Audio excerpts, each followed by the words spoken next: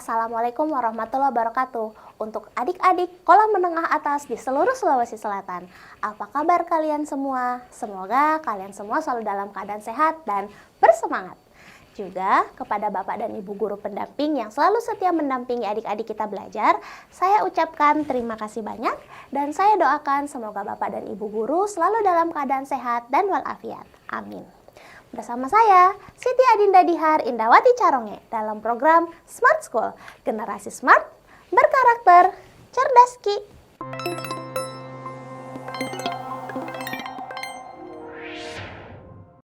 Nah, sekarang kita akan membahas lanjutan terakhir dari teks laporan hasil observasi.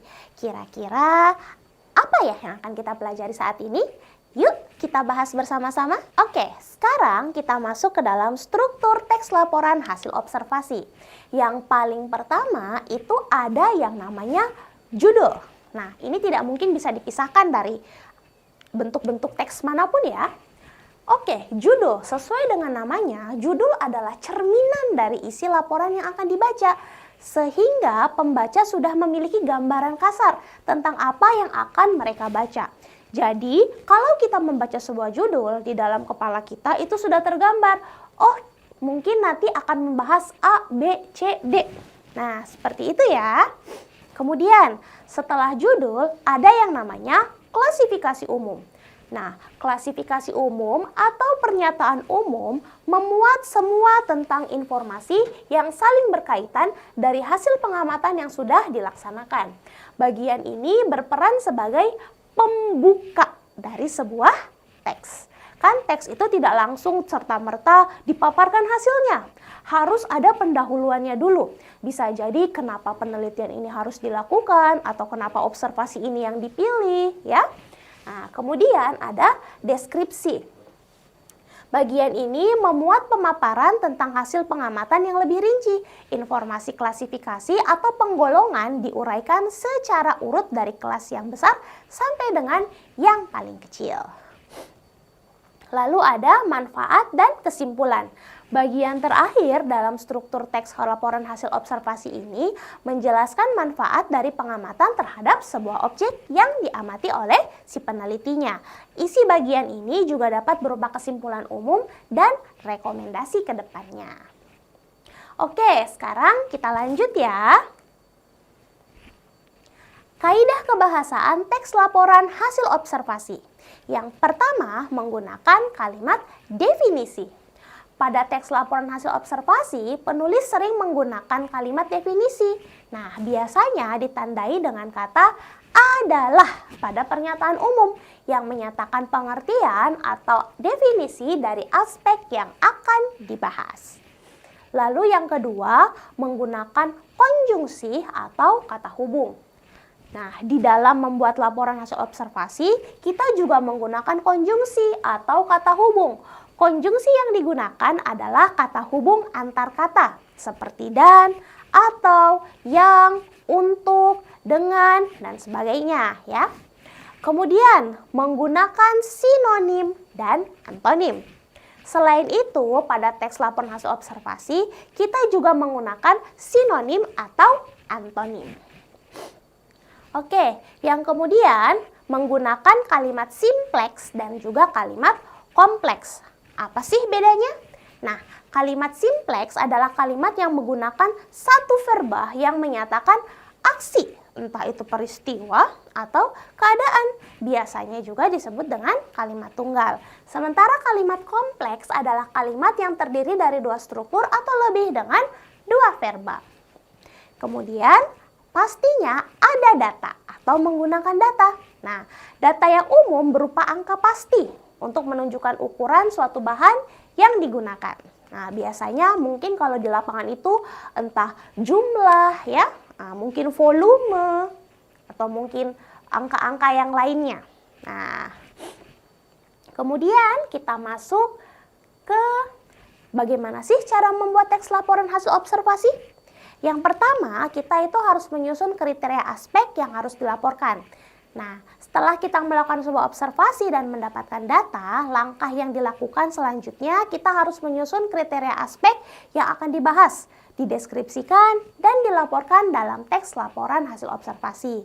Kemudian kita juga harus membatasi aspek yang harus dilaporkan. Dalam membuat laporan, harus membatasi aspek apa saja yang harus dilaporkan, sehingga tidak keluar dari tujuan yang sudah dibuat. Lalu kemudian mulai mendeskripsikan unsur-unsur yang dijelaskan sesuai aspeknya. Dimulai dengan pendefinisian atau mengartikan aspek yang dipilih seperti pernyataan umum. Nah, tidak lupa juga untuk menggunakan kaidah kebahasaan berupa kalimat definisi. Kemudian kita harus melengkapi teks laporan hasil observasi dengan data dan gambar. Karena kita melakukannya secara real, otomatis ada yang harus dilaporkannya. Harus ada buktinya kalau kita melakukan observasi tersebut. Tidak hanya berupa teksnya, tetapi harus juga bisa berupa gambar, bisa berupa angkanya. Setelah dibuat definisi aspek yang dipilih, kita harus menambahkan data yang didapat dari hasil observasinya itu berupa gambar atau data yang bisa berupa angka ya, yang menunjukkan bisa jadi ukuran ya. Nah, kemudian membuat simpulan hasil observasi. Setelah dilengkapi dengan data dan gambar, terakhir bisa membuat kesimpulan dari hasil observasi yang telah kita lakukan. Jadi kesimpulannya itu berdasarkan hasil pengamatannya kita, hasil apa yang terjadi di lapangan, bukan atas opini pribadi. Nah, oke, kita sudah tahu ya cara-caranya. Nah, sekarang kita jawab yuk soal-soalnya. Oke, yang pertama, berdasarkan struktur teks laporan hasil observasi, bagian mana yang berfungsi sebagai pembuka teks dan memuat informasi umum mengenai objek yang diamati? Oke, yang pertama, judul. Nah, judul sudah pasti salah ya. Kenapa? Karena judul di sini adalah cerminan dari teksnya. Kalau kita baca judul, ada gambaran kasar. Berarti kurang tepat. Kemudian, bravo, deskripsi. Nah, ini bisa jadi ya, karena di bagian deskripsi inilah kita... mohon maaf, bukan deskripsi juga ya. Deskripsi itu kan isinya tentang hal-hal yang akan kita bahas lebih lanjut. Nah, berarti bukan deskripsi ya. Kemudian, klasifikasi umum. Nah, ini yang benar ya. Kenapa? Karena klasifikasi umum itu juga yang berfungsi sebagai pembuka dari teks kita. Nah, kalau manfaat atau kesimpulan ini sudah jelas-jelas salah ya. Ini diberikan di bagian akhir. Nah, kita menyimpulkan apa yang sudah terjadi berdasarkan pengamatan kita. Kalau kalimat definisi ini juga sudah jelas-jelas salah ya. Jadi jawaban paling tepat adalah Charlie, klasifikasi umum. Oke, soal berikutnya. Dalam kaidah kebahasaan laporan hasil observasi, apa sih yang dimaksud dengan kalimat simpleks? Alfa, kalimat yang menggunakan kata hubung dan serta sama atau. Salah ya, ini adalah konjungsi. Oke, kalau bravo, kalimat yang terdiri dari dua struktur atau lebih. Ini juga salah. Ini namanya kalimat kompleks ya. Nah, kemudian kalimat yang menggunakan satu verba dan menyatakan satu aksi atau peristiwa. Nah, bisa jadi ini jawabannya ya. Kita simpan dulu. Kalau delta, kalimat yang mengandung angka pasti untuk menunjukkan ukuran. Ini salah ya. Ini adalah data. Kemudian, kalimat yang bertujuan mendefinisikan suatu objek menggunakan kata adalah. Nah, ini juga salah ya. Ini adalah sebuah definisi. Nah, jadi jawaban paling tepat adalah Charlie. Kalimat yang menggunakan satu verba dan menyatakan satu aksi atau peristiwa. Oke, selanjutnya. Pada tahapan membuat laporan hasil observasi, mengapa penulis perlu membatasi aspek yang harus dilaporkan atau pada langkah kelimanya? Kenapa ya? Alfa, agar laporan menjadi lebih singkat dan tidak membuang kertas. Kalau masalah lebih singkat, ini kan sesuatu hal yang relatif, ya. Nah, tidak membuang kertas, oke bisa jadi, tetapi bukan ini tujuan utamanya, ya. Nah, kemudian agar pembahasan tidak keluar dari tujuan yang sudah dibuat sebelumnya. Nah, ini benar ya. Kenapa? Karena kalau ada pembatasan, artinya tidak boleh keluar dari batasan-batasan yang sudah ditetapkan. Dari apa yang sudah diamati, yang sudah diobservasi. Jadi, tujuan kenapa laporan observasi ini dibuat tidak keluar atau tidak melenceng. Bisa jadi jawabannya bravo ya. Kalau Charlie, agar pembaca lebih cepat menyelesaikan membaca laporan tersebut. Nah, ini juga sudah jelas-jelas salah ya. Bukan ini tujuannya. Kalau orang bisa membaca cepat atau tidak, itu juga sebuah hal yang relatif. Ya, yang penting adalah maksud atau tujuan dari laporan tersebut tersampaikan.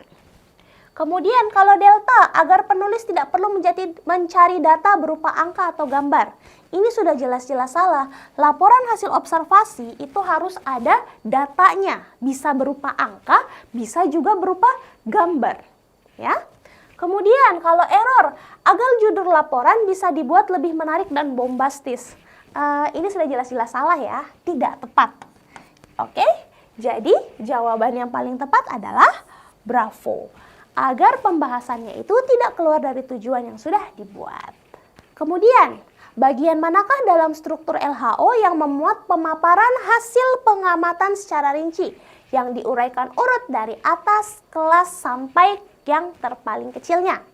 Kalau alfa, klasifikasi umum, ini sudah jelas salah ya, karena ini berperan sebagai pembuka. Nah, di sini hal-hal yang benar-benar umum saja. Kenapa laporan ini dilakukan? Atau kenapa laporan ini ditulis? Kenapa penelitiannya dilakukan? Di deskripsi. Nah, ini benar ya, karena penguraian secara urut itu berada di bagian deskripsi.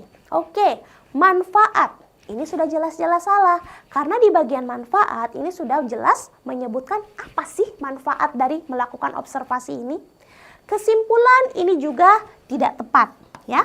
Kenapa? Karena di bagian kesimpulan itu artinya laporannya sudah selesai. Kita tinggal menyimpulkan berdasarkan apa yang sudah kita lakukan. Judul lebih-lebih salah ya, karena judul itu adalah gambaran kasar. Jadi jawaban yang tepat adalah bravo, berada di bagian deskripsi. Oke, perhatikan pernyataan berikut. Kucing adalah jenis hewan mamalia karnivora yang berasal dari keluarga Felidae. Berdasarkan teks, kalimat di atas merupakan contoh penerapan kaidah kebahasaan apa ya? Oke, alfa, kalimat kompleks. Nah, kalimat kompleks itu dia memiliki dua verba, ya. Otomatis ini juga salah. Bravo, menggunakan angka data pasti. Wah, tidak ada data nih di sini. Berarti kurang tepat juga, tidak ada angkanya ya. Kita nggak tahu nih, entah jumlahnya, kakinya berapa, tidak ada ya. Menggunakan kalimat definisi. Nah, ini bisa jadi benar ya. Kenapa? Karena definisi itu kan biasanya dia menggunakan kata adalah. Nah, kita simpan dulu. Menggunakan sinonim dan antonim. Di sini tidak ada sinonim atau antonim ya. Jadi kurang tepat juga. Menggunakan konjungsi pertentangan. Nah, konjungsi pertentangan itu kan biasanya kita bisa pakai kata tetapi atau mungkin akan tetapi ya. Lalu kita bisa pakai kata namun juga bisa. Mungkin pakai kata walaupun ya. Nah, tapi di sini kan tidak ada. Tidak ada juga yang harus ditentang. Jadi error juga kurang tepat. Jadi jawaban paling tepat adalah Charlie. Ini menggunakan kalimat definisi. Oke, sekian materi tentang laporan hasil observasi. Semoga adik-adik mendapatkan materi yang bermanfaat ya. Dan jangan lupa diulang-ulangi di rumah. Saya, Siti Adinda Dihar Indawati Caronge, pamit undur diri. Wassalamualaikum warahmatullahi wabarakatuh. Sampai jumpa lagi di pertemuan berikutnya. Dadah!